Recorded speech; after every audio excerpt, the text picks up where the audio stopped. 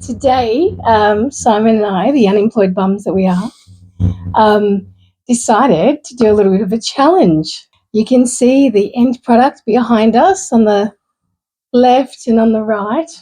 So we just thought it'd be a bit of fun to have a bit of a competition. Bring it on. So we, pretty much just set out. We had a room each. We kind of hear each other but couldn't see each other. We thought it took an hour and a half, and it took us how long? I think it took us 3 hours. Maybe even over 3 hours. Yes.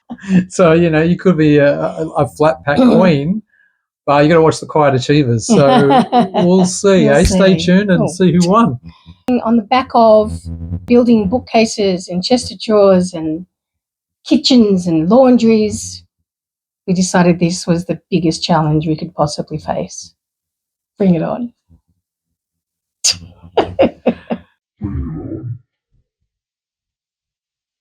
This is the Ikea challenge. Let's hear.